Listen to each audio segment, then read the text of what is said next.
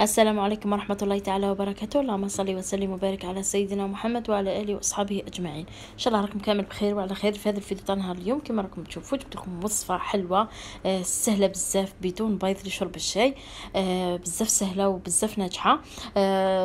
البعض يقول لها حلوة الحلزون والبعض يقول لها حلوة تركية. الليسونسيال احنا عندنا هذه الحلوة يعني بزاف تتباع في المحلات واجدة. طبيعة الحال راكم الشكل تاعها راكم عرفتوها. بطبيعة الحال يعني عن تجربة أنا مرة واحدة برك شريتها في حياتي ما عجبتنيش نهائيا. يعني القوام تاعها شغل يابس شوية ويعني يعني غير مريح غير مريحة في الماكلة تاعها. هذا هو يعني ما المهم.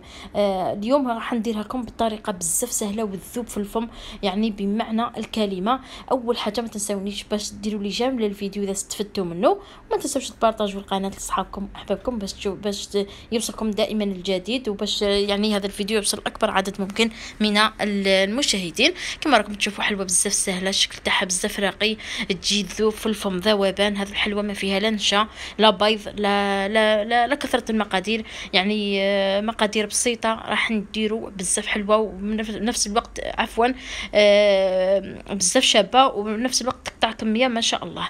عندي هنايا اول حاجه بنبداو بالمقادير. 250 غرام تاع الزبده، وكانت عندي واحد المغرفه تاع الزبده تتلاح من قلت ندي نضيفها. يعني عندي 250 غرام تاع زبده ومغرفه كبيره، وعندي كاس تاع سكر كلاصي، هذا الكاس اللي شفتوه. وراح نزيد ربع كاس تاع عفوا راح نزيد مغرفه كبيره تاع سكر كلاصي، يعني كاس تاع سكر كلاصي ومغرفه كبيره، كاس ومغرفه. وراح نزيد لها ربع الكاس تاع الزيت، ربع كاس تاع الزيت. هذه هي ربع كاس تاع الزيت، يعني قل من نص. نخلط مليح هذه المكونات غير باليد. هنا تقدروا تزيدوا كيس تاع لافاني ولا مغرفه صغيره تاع لافاني. هنا انا ماهيش عندي، مش متوفره عندي، ولكن يعني ماهوش هذا الوصفه ما راهيش محتاجه لافاني صراحه، ما فيها لا بيض لا والو. يعني ريحتها راح تجي ريحه الزبده، تجي ريحتها ما شاء الله. تخلطوا مليح هذوك لافاني. ما تنساوش مع عفوا المكونات، ما تنساوش قرصه تاع الملح تضيفوها، وتبقاو تخلطوا حتى وين تتحصلوا على واحد الخليط يكون شويه كبيض، ويكون داك السكر وداك الزيت وداك الزبده يعني تمازجوا مع بعضياتهم. نبدا نزيد نضيف بالفارينه. هنا راح ندير الكاس الاول كما شفتوا كاس مقبل، وراح نزيد الكاس الثاني. راح نزيد الكاس الاول والكاس الثاني. يعني في البدايه ديروا 3 كؤوس دفعه واحده، يعني في البدايه ديروا 3 كؤوس دفعه واحده، ومن بعد تبقاو تضيفوا غير بالتدريج. هذه هي. ثاني حاجه هذا الوصفه يعني راح نديروا نص بالشوكولا ونص يعني نص بالكاكاو ونص راح نخلوه بيض. على هذا يعني الكاكاو كيما الدقيق كيما الفارينه، يعني ما تكثروش الفارينه، يعني دائما تحسبوا حساب الكاكاو. هذه هي. وراح ندير مغرفه صغيره او نصف كيس تاع خميره الحلويات او ما يوازي 5 غرام، 5 غرام حلويات، خميره الحلويات. راح نزيد الكاس كما شفتوا الكاس الثالث راح نزيد ندير نصه، وراح نزيد نكمل النص تاعو ونقسم العجينه. تخلطوا مليح وما تدلكوهاش، يعني فقط تحركوها غير بصوابعكم، تبقاو تخلطوا يعني حتى تجمعوا العجينه تاعكم بهذا الشكل. هنا راح نقسم العجينه تاعي، راح ندير نص راح ندير له كاكاو، ونص الاخر راح نكمل نزيد له الفارينه. يعني هنايا راح نزيد حوالي هذا الكاس راح نزيدو كامل كما راكم تشوفوا. نزيدو كامل مقلم غير بصوابعي، يعني من لازم تحصلوا على عجينه ما تكونش تلصق في اليد، وفي نفس الوقت ما تكونش يابسه، يعني تكون عجينه تاع الصابلي. يعني تكون عجينه يعني شغل تحسوها مرمله. يعني هذه العجينه ما شاء الله، هذه العجينه بزاف شابه بزاف هايله، حتى تقدروا تخدموا بها الصابلي تاعكم. يعني راح تنجح لكم بزاف وراح يجيكم بزاف شباب الصابلي. راح نزيد نكمل هذاك الكاس كامل، يعني راح نزيد نكملو كامل حتى وين تحصل على عجينه تكون يعني الملمس تاعها تكون ناعمه وتكون مرمله.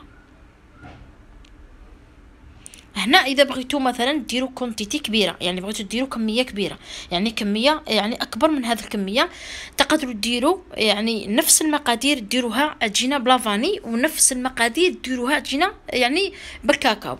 يعني ما تقسموش، يعني ما ديروش عجينه واحده وتقسموها، يعني زوج يعني ديروا الكميه الاولى عجينه واحده يعني بلا فاني، وتزيدوا نفس المقادير ولكن بالكاكاو. فهمتوني؟ هذا اذا بغيتوا ديروا كميه كبيره يعني هكا باش تكون عندكم نفس المقادير ونفس الكميه تاعكم، يعني باش يعني تخرج لكم كميه كبيره.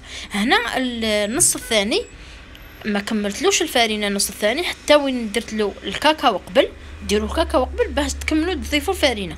يعني حتى وين العجينه تاعكم هنايا اذا كان درتوا الفارينه في البدايه وبعدين رحتوا زدتوا الكاكاو ممكن العجينه تاعكم تيبس لكم وما تعرفوش يعني تتحكموا فيها. يعني هنا من الاحسن ديروا الكاكاو ومن بعد تكملوا بالفارينه. هنايا راح تضمنوا انه العجينه تاعكم راح تجيكم سوا وراح تجيكم كيما الاولى كيما تاع لافاني. هذه هي هذا هو القوام تاع العجينه. شوفوا كيفاش دايره ما شاء الله، يعني وحده العجينه يعني مرمله ما شاء الله. هنا نبقاو نكوروا العجينه، نكورها الى كور صغيره، يعني نديروا كور قد ما تقدروا ديروها صغار. اذا عندك الميزان من الاحسن توزنيهم باش كل الحبات يجوك على قد. هنايا نبقى ما تشكلوا العجينه تاعكم بهذا الشكل هكا، اما ديروا حربوش وتبقاو تقسموا الى يعني قطع هكا صغار يكونوا متساويين.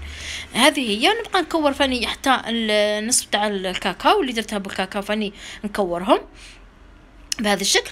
هنايا تقدروا تقدروا تتحكموا في الحجم تاعكم. يعني اذا مثلا بغيتوا الحبه تاعكم تجيكم كبيره تكبروا هذه الكوريات، وانا طبيعه الحال ما ننصحش ديروا كوريات كبار. يعني هذا الحجم هكا اذا بغيتهم كبار هذا الحجم راه مناسب بزاف. انا بغيتهم شويه صغار على هكا، رحت يعني كل ما نجي نخدم يعني نقص من كل وحده نقص شويه. هذه هي طريقه التشكيل. هذه هي. هنا ديروا 3 كوريات بلافاني و3 كوريات بالكاكاو وتشكلوهم بهذا الشكل تاعهم بزاف سهل وبزاف يعني بالخف تشكلوه. يعني حتى ولو ماكمش متعودين انكم ديروه، يعني فقط يعني تشوفوا يعني سهل، يعني مش صعيب بزاف بهذا الشكل. يعني تخلفوهم يعني واحده بيضاء وواحده بالكاكاو، واللي تلقاوها يعني مثلا تحسوا انه حجم تاعها كبير تنقصوا منها عادي وتبقاو تشكلوا بهذا الشكل هكا. تشكلهم هكا بهذا الشكل هكا وبعد تضغطوا عليهم وبعد تكوروهم عادي وتحطوا في السنيوه تاعكم. يعني السنيوه تاعكم حتى ولو ما عندكمش هذا الورق تاع المطبخ يعني تقدروا تحطوهم ترشوا شويه تاع فرينه وتحطوهم عادي. نبقى نكور بهذا الشكل بهذه الطريقه هكا حتى وين نكمل كامل الكميه اللي عندي. هنا نزيد معكم يعني وحده باش تحفظوا الشكل تاعها، باش تحفظوا كيفاش تتشكل بهذه الطريقه. ما شاء الله يعني هذا الكاطو نتمنى ان شاء الله تجربوه، راح يعجبكم وراح يعجب اولادكم اكيد ويجي بزاف هايل.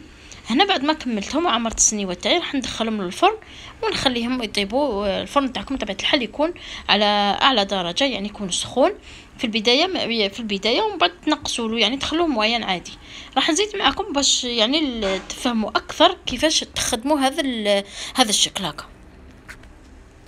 يعني كما راكم تشوفوا الفيديو راه يعني الفيديو راه واضح امامكم.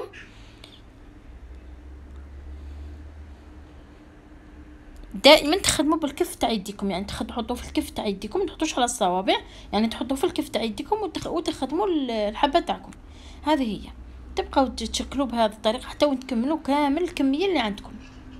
اذا بغيتوا تحشوه بالشوكولا تقدروا تحشوه بالشوكولا عادي، ولكن يعني ما تكثروش باش كي تدخلوا هذا الحلوه تاعكم للفرن هذيك الشوكولا ما تخرج لكمش يعني من الكاطو تاعكم.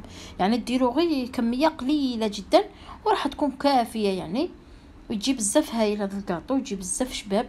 وخاصه رانا في المدارس دروك الاولاد كما نقولوا ولادنا كاع يبغوا يشربوا حاجه حلوه مع الصباح، يبغوا يدوا معاهم.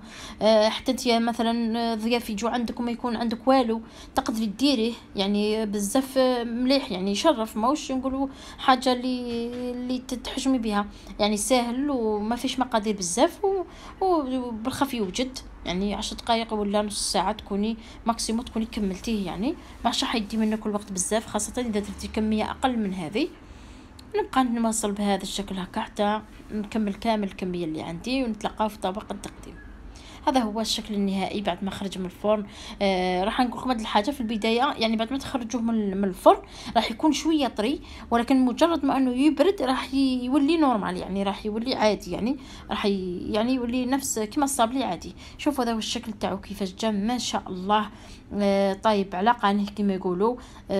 بزاف بنين، يعني يجي مرمل، يجي كانه غريبيه.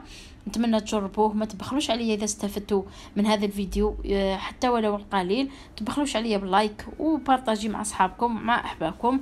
دمتم في رعاية الله وحفظه، مع السلامة، الى فيديو قادم ان شاء الله.